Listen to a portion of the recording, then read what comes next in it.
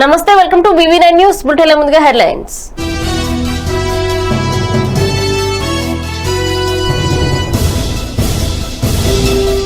సిరిసిల్ల జిల్లాలో పర్యటించిన మంత్రి కేటీఆర్ కరోనా వేళ నేత కార్మికులు అధైర్యపడవద్దని సూచన.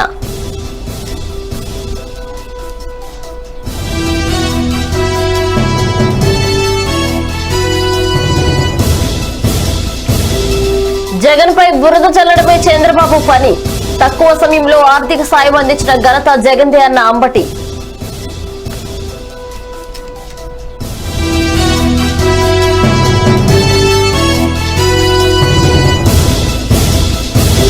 వైసీపీ ప్రభుత్వంపై దేవినేని ఉమా ధ్వజం, ప్రభుత్వం ఇష్టారాజ్యంగా ప్రజలను దోపిడీ చేస్తుందని మండిపాటు.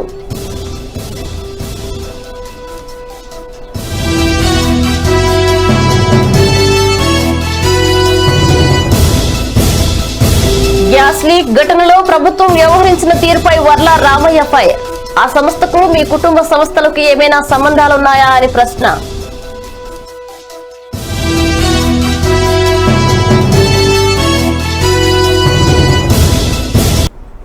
ఇక బులెటిన్ లో డీటెయిల్స్ చూస్తే కరోనా వైరస్ లాక్ డౌన్ ను అధిగమించి సాధారణ పరిస్థితులు నెలకొనాలంటే పాజిటివ్ వచ్చిన వారి పట్ల సమాజంలో ఉన్న వివక్ష, ప్రజల్లో భయాందోళనలు తొలగించాల్సిన అవసరం ఉందని ముఖ్యమంత్రి వైఎస్ జగన్మోహన్ రెడ్డి ప్రధానమంత్రి నరేంద్ర మోదీ దృష్టికి తీసుకువెళ్లారు. ఇందుకు వ్యూహాత్మకంగా ముందుకు వెళ్లాల్సిన అవసరం ఉందన్నారు. ఆర్థిక పరిస్థితి తిరిగి గాడిన పడేందుకు అవసరమైన చర్యలు తీసుకోవాలని కోరారు.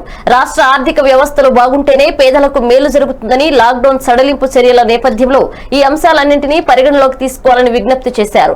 లాక్ డౌన్ కొనసాగుతున్న నేపథ్యంలో భవిష్యత్తులో అనుసరించాల్సిన విధానాలపై ప్రధానమంత్రి మోదీ సోమవారం ఢిల్లీ నుంచి రాష్ట్రాల ముఖ్యమంత్రులతో వీడియో కాన్ఫరెన్స్ నిర్వహించారు.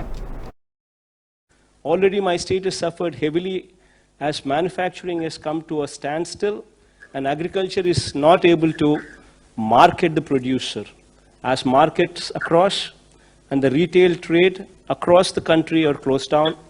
And we being net surplus in most of the agricultural commodities are facing the brunt, sir.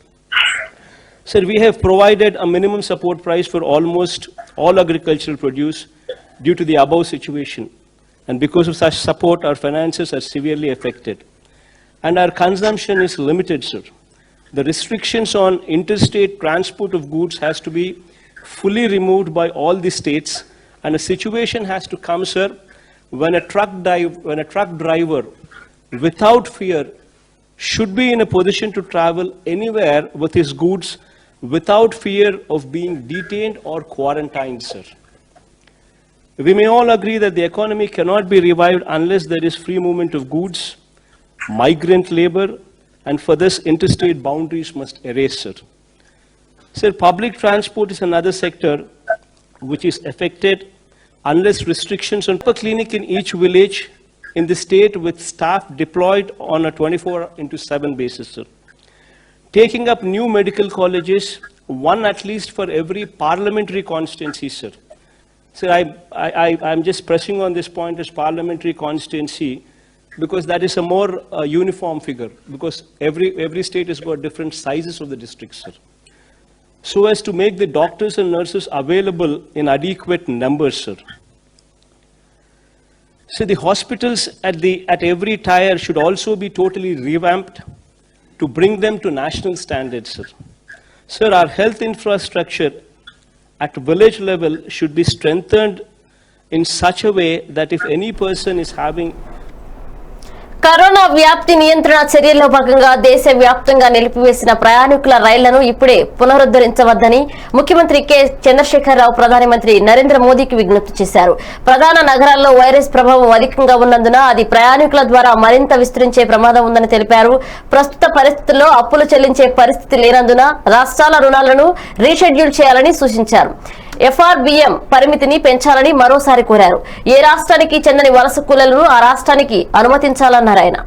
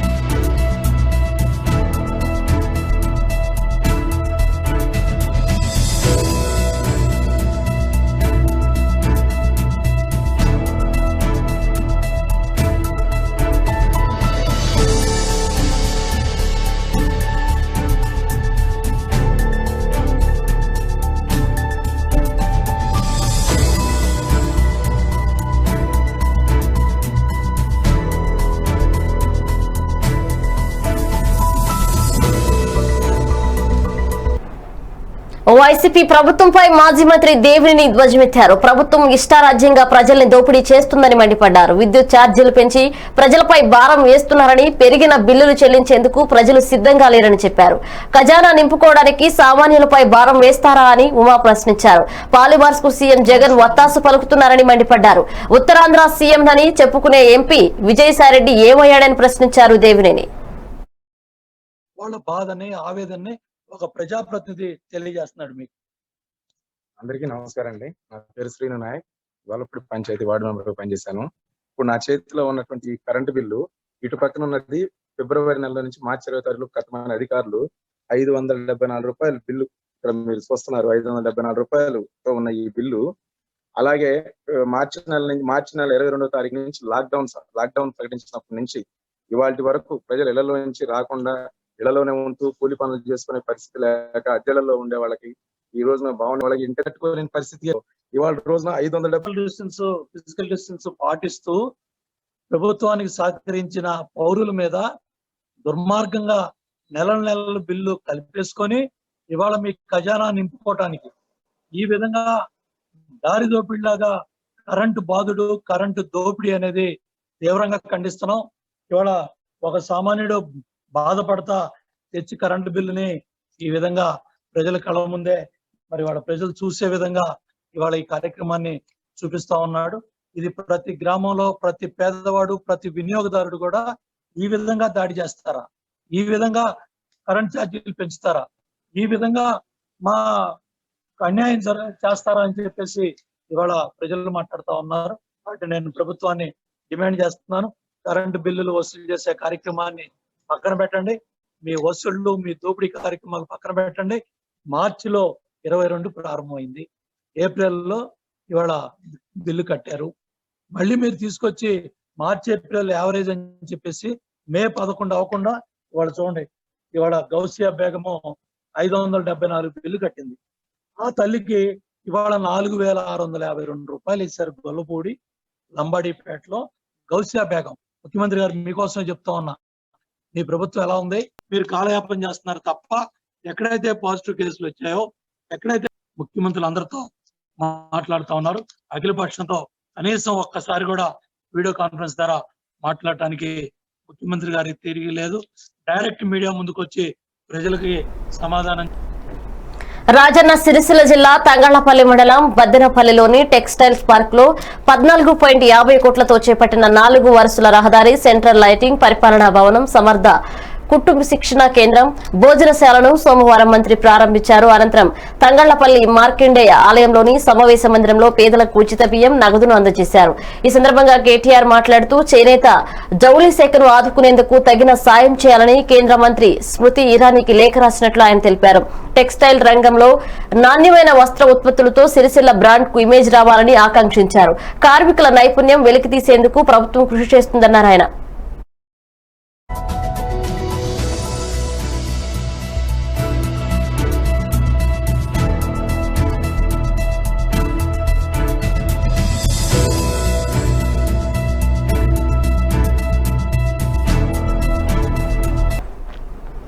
Corona మహమ్మారి నియంత్రణలో ఎల్జీ పాలిమర్స్ గ్యాస్ లీక్ దుర్ఘటనలో ముఖ్యమంత్రి వైఎస్ జగన్మోహన్ రెడ్డి స్పందించిన తీరును ప్రపంచమంతా మెచ్చుకుంటుంటే టీడీపీ అధినేత చంద్రబాబు మాత్రం కోడిగుడ్డుపై ఈకలు పీకే చందంగా విమర్శలు చేస్తున్నారని వైఎస్ఆర్సీపీ రాజకీయ వ్యవహారాల మండలి సభ్యుడు అంబటి రాంబాబు ఆగ్రహం వ్యక్తం చేశారు. ఈ సంఘటన జరిగినా ముఖ్యమంత్రి జగన్ యుద్ధ ప్రాతిపదికన బాధితులను ఆదుకుని భరోసా నింపారన్నారు. రాష్ట్రం ఆర్థికంగా గడ్డు పరిస్థితుల్లో ఉన్న ప్రభుత్వ ఖజానా నుంచి భారీ ఆర్థిక సాయం అందించిన ఘనత సీఎం జగన్ అన్నారు. ప్రకటించడం జరిగింది. 7వ తారీఖున ప్రకటిస్తే 8వ తారీఖున రాష్ట్ర ప్రభుత్వ ఖజానా నుంచి 30 కోట్ల రూపాయలు విడుదల చేస్తూ జీవో ఇచ్చి ఈ రోజున ధనాన్ని సహాయం చేసే కార్యక్రమాన్ని ప్రారంభించడం జరిగింది. ఆ రోజు నుంచి ఈ రోజు వరకు కూడా ప్రతిరోజు సమీక్షిస్తూనే ఉన్నారు రాష్ట్ర ముఖ్యమంత్రి. దానితో పాటుగా 3 మంత్రులు, రాష్ట్రంలో ఉన్నటువంటి ఉన్నతాధికారులు విశాఖపట్నంలోనే ఉండి సాధారణ పరిస్థితి నెలకొల్పేంత వరకు కూడా తగు జాగ్రత్తలు తీసుకోవాలనేటువంటి ఉద్దేశంతో జగన్మోహన్ రెడ్డి గారి ఆదేశాల మేరకు పనిచేస్తున్నారు. ఇది చాలా గొప్ప విషయంగా నేను భావిస్తున్నాను. ఎందుకంటే ప్రమాదం జరిగింది, దురదృష్టకరమైనటువంటి సంఘటన. ఆంధ్ర రాష్ట్రం, ప్రపంచం అంతా కూడా కోవిడ్తో ఇబ్బంది పడుతున్నటువంటి సందర్భంలో మూలిగే నక్క మీద తాటికాయ పడ్డట్టుగా విశాఖపట్నంలో ఈ దుర్ఘటన జరగటం చాలా బాధాకరమైనటువంటి అంశం. అయినప్పటికీ కూడా ప్రభుత్వం చిత్తశుద్ధిగా యుద్ధ ప్రాతిపదిక మీద జగన్మోహన్ రెడ్డి గారి నాయకత్వంలో తగు చర్యలు తీసుకొని నార్మాలిటీకి సిచ్యుయేషన్ తీసుకురావడం కోసం కృషి చేయడంతో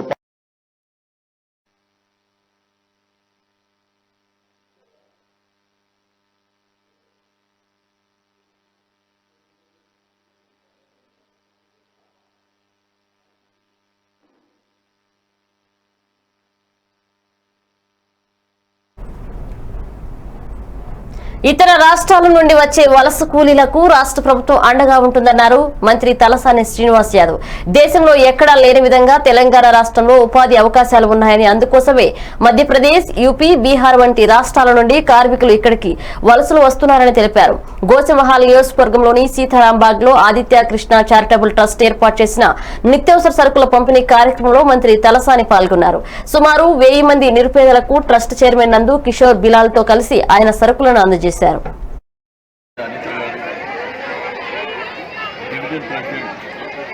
చంద్రశేఖర్ రెడ్డి గారు ఈరోజు ఒక 1000 కిట్స్ ఇక్కడ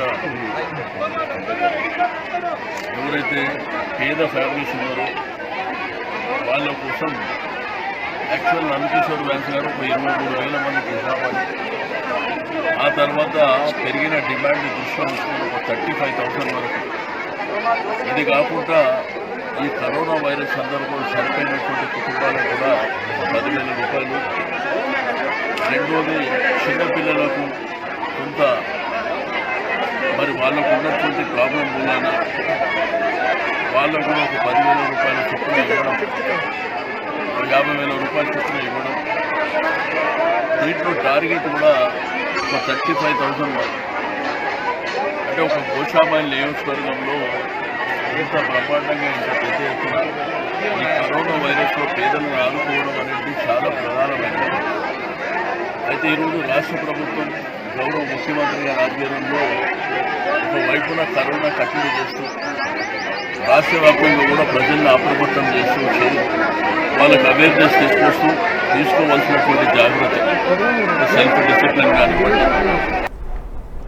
విశాఖలోని LG polymers company gas leak ఘటనలో జగన్ ప్రభుత్వం ఆ కంపెనీ నుంచి 300 కోట్లు ముడుపులు తీసుకుందని టీడీపీ నేత బోండా ఉమామహేశ్వరరావు ఆరోపించారు. సోమవారం ఆయన మీడియాతో మాట్లాడుతూ ఆ కంపెనీపై కేసులు పెట్టకుండా, తీవ్రమైన కేసులు ఉండకుండా, కంపెనీ ప్రతినిధులను అరెస్ట్ చేయకుండా, కంపెనీపై ఎలాంటి చర్యలు తీసుకోకుండా, కంపెనీని అక్కడి నుంచి తరలించకుండా ఉండేందుకు ఈ మేరకు జగన్ ప్రభుత్వం డీల్ కుదుర్చుకుందని విమర్శించారు ఆయన. అందుకే బాధితులు, స్థానికులు ఎల్జీ పాలిమర్స్ కంపెనీ వద్ద ఆందోళన చేస్తున్నా ప్రభుత్వం పట్టించుకోవడం లేదని, కంపెనీపై ఇంతవరకు ఎలాంటి చర్యలు తీసుకోలేదని బోండా విమర్శించారు. లాక్డౌన్ పీరియడ్ లో ఓపెన్ చేసుకునే దానికి అనుమతి ఇవ్వడం వల్ల ఇవాళ ఈ ప్రమాదం సంభవించింది. అంటే కరోనాని కూడా ఆదాయ మార్గంగా మలుచుకున్నటువంటి ప్రభుత్వం దేశంలో ఒక్క జగన్మోహన్ రెడ్డి ప్రభుత్వమే. అటు కరోనా టెస్టింగ్ కిట్లలో కమిషన్ కొట్టేశారు, అన్ని రకాలుగా కేంద్రం నుంచి వచ్చినటువంటి డబ్బుల్లో అవకతవకలు జరిగినాయి, 100 కోట్ల రూపాయలు జేటాక్స్కి వెళ్ళిపోయినాయి. ఇంత పెద్ద పరిశ్రమ ఎల్జీ పాలిమర్స్ కనీసం 50 రోజుల నుంచి మూతపడి ఉన్నటువంటి ప్లాంట్ ని కనీస పరిశీలన లేకుండా, అక్కడ సేఫ్టీ మెజర్స్ ఏ విధంగా ఉన్నాయి, ఆ సేఫ్టీ మెజర్స్ అన్ని పర్ఫెక్ట్ గా ఉన్నాయా లేదా, లేదంటే ఏదన్నా ప్రమాదం జరిగే పరిస్థితి ఉందా? అయినా అత్యవసర పరిస్థితుల్లో లేనటువంటి యూనిట్ ని జే ట్యాక్స్ కట్టబట్టి లాక్డౌన్ పీరియడ్ లోనే ప్రారంభించుకోవడానికి అనుమతి ఇచ్చారు. దాంతో పూర్తిగా ప్రభుత్వ మద్దతుతో ఇవాళ ఎల్జీ పాలిమర్స్ హడావిడిగా ఓపెన్ చేయడం, సరైనటువంటి సేఫ్టీ ప్రికాషన్స్ తీసుకోకపోవటం, ఈరోజు ఎంతమంది చనిపోవడానికి కానీ అలాగే ఎల్జీ పాలిమర్స్ గ్యాస్ లీక్ ఘటనలో ప్రభుత్వం వ్యవహరించిన తీరుపై టీడీపీ నేత సీనియర్ వర్ల రామయ్య తీవ్రంగా ఫైర్ అయ్యారు. ఎల్జీ పాలిమర్స్ కంపెనీకి పర్మిషన్లు ఎలా ఇచ్చారని ప్రశ్నించారు. ఆ సంస్థకు మీ కుటుంబ సంస్థలకు ఏమైనా సంబంధాలున్నాయా అంటూ వర్ల రామయ్య ప్రశ్నించారు. బాధ్యులకు పెద్ద మొత్తం పరిహారం మంచితే అయినా విచారణను తప్పుదారి పట్టించే ప్రయత్నాలు జరుగుతున్నాయా అంటూ ప్రశ్నించారు. ఎక్యూజ్డ్ ఫ్రెండ్లీ ఇన్వెస్టిగేషన్ అంటే దర్యాప్తు అంతా కూడా ముద్దాయికి అనుకూలంగా వెళ్తూ ఉన్నది. అంటే ముద్దాయి ఎవరు ఇక్కడ? ఈ 12 మంది చనిపోవటానికి కారకులు ఎవరు? వందలాది మంది ఆసుపత్రి పాలవటానికి, వాళ్ళ ఆరోగ్య పరిస్థితుల మీద ఎవరైతే ఆసుపత్రి పాలైనారో వారందరూ కూడా భయభ్రాంతులకు గురవటానికి, వేలాది మంది గ్రామస్తులు వాళ్ళ ఇళ్లు వదిలి రోడ్డు నిలబడటానికి కారకులు ఎవరు? ఎల్జీ పాలిమర్స్ యాజమాన్యం అందరికి తెలుసు. మరి ప్రభుత్వం వాళ్ళ మీద కఠిన చర్యలు తీసుకోవాల్సిన ప్రభుత్వం వాళ్లకు ఎందుకు అనుకూలంగా వ్యవహరిస్తూ ఉన్నది? వాళ్లకు మద్దతు పలుకుతున్నట్టుగా, వాళ్లను సంతోషపెట్టడానికి దర్యాప్తు చేస్తున్నట్టుగా, వాళ్ళేం తప్పు చేయలేదు అని చెప్పాలన్న ఆతృతతోటి దర్యాప్తు చేస్తున్నట్టుగా కనపడుతుంది. చాలా శోచనీయం, చాలా బాధాకరం. ఎందుకు ఆ రకంగా కనపడుతూ ఉన్నది? ప్రభుత్వం ఎందుకు ఎక్యూజ్డ్ ఫ్రెండ్లీగా ముద్దాయిని సంతోషపెట్టే దిశలో ఈ దర్యాప్తు చేస్తూ ఉన్నది? ఒకసారి రాష్ట్ర ప్రజలందరికీ, ముఖ్యంగా విశాఖ వాసులకు తెలియచేయవలసిన అవసరం ఉన్నదని చెప్పి కూడా నేను విజ్ఞప్తి చేస్తూ ఉన్నాను.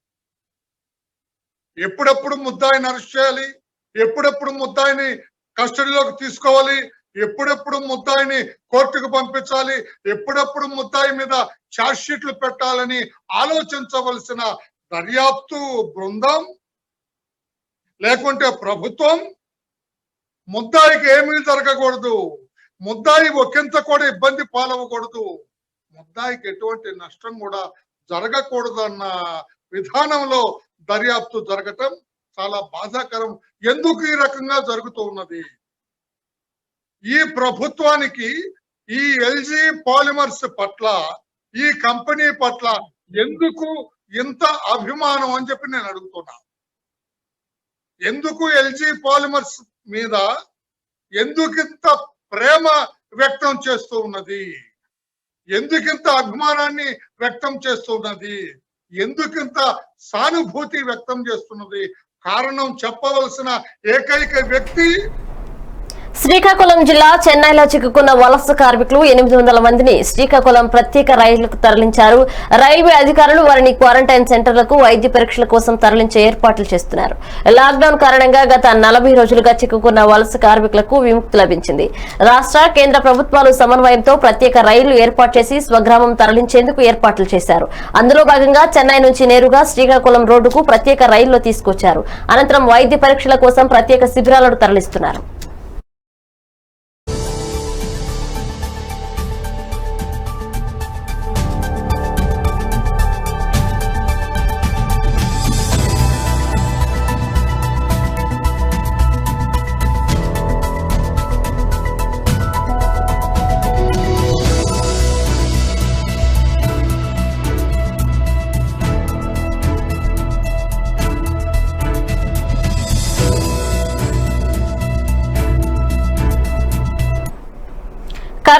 వైరస్ లక్షణాలు కనిపిస్తే ఎవరు దాచే ప్రయత్నం చేయొద్దని స్వచ్ఛందంగా వచ్చి టెస్టులు చికిత్స చేయించుకోవాలని కేంద్రం కోరింది. గత 24 గంటల్లో భారత్ లో కొత్తగా 4213 కరోనా పాజిటివ్ కేసులు నమోదైనట్లు వెల్లడించింది. 24 గంటల్లో ఇంత ఎక్కువ సంఖ్యలో కరోనా పాజిటివ్ కేసులు భారత్ లో నమోదు కావడం ఇదే ప్రథమం. అయితే కరోనా నుంచి కోలుకుంటున్న వారి సంఖ్య కూడా పెరగడం కాస్త ఊరట కలిగించే విషయం. 24 గంటల్లో కరోనా నుంచి కోలుకున్న 1559 మందిని డిశ్చార్జ్ చేసినట్లు కేంద్ర వైద్య ఆరోగ్య శాఖ సంయుక్త కార్యదర్శి లవ్ అగర్వాల్ తెలిపారు. డిశ్చార్జ్ సమయంలో టెస్ట్ చేయాల్సిన అవసరం లేదని, అయితే డిశ్చార్జ్ అనంతరం హోమ్ ఐసోలేషన్ లో ఉంచాలని లవ్ అగర్వాల్ డిశ్చార్జ్ అయిన పేషెంట్లకు సూచించారు. सबको मिलकर ये प्रयास करना है कि जिस भी किसी को कोविड-19 के सिम्टम्स डेवलप हों वह उसे छुपाए नहीं बल्कि सामने आकर उससे संबंधित इलाज ले। अगर हम ऐसा नहीं करते हैं तो हम तो बीमार होंगे ही बल्कि अपने परिवार को भी बीमार कर सकते हैं। हर पेशेंट को अपने को बचाने के साथ साथ अपनी फैमिली को बचाने के लिए सरकार द्वारा प्रोवाइड की गई हेल्थ सुविधाओं को अपनाते हुए इस लड़ाई में अपना योगदान देना होगा। देश में अब तक 20,917 लोग कोविड-19 से क्योर हो चुके हैं और 44,029 केसेस एक्टिव मेडिकल सुपरविजन में हैं। पिछले 24 घंटे में अगर हम देखें तो पाते हैं कि टोटल केसेस में 4,213 केसेस का इंक्रीज नोट किया गया है, पर साथ में ही 1,559 पेशेंट्स क्योर भी हुए हैं। इस तरीके से हम देखें तो पाते हैं कि हमारा टोटल रिकवरी रेट अब 31.15% हो चुका है। बुलेटिन मुगिंचे मुंदु हेडलाइंस मरोसारि చూద్దాం.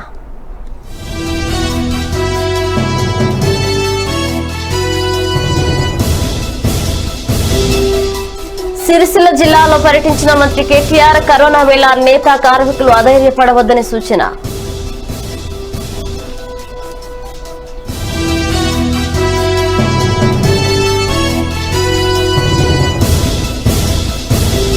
జగన్ పై బురద చల్లడమే చంద్రబాబు పని, తక్కువ సమయంలో ఆర్థిక సాయం అందించిన ఘనత జగన్ దే అన్న అంబటి.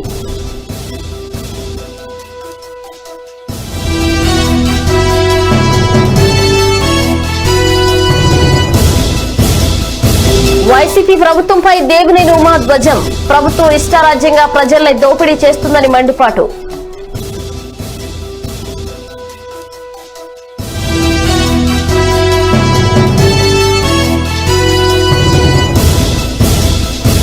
గ్యాస్ లీక్ ఘటనలో ప్రభుత్వం వ్యవహరించిన తీరుపై వర్ల రామయ్య ఫైర్, ఆ సంస్థకు మీ కుటుంబ సంస్థలకు ఏమైనా సంబంధాలున్నాయా అని ప్రశ్న.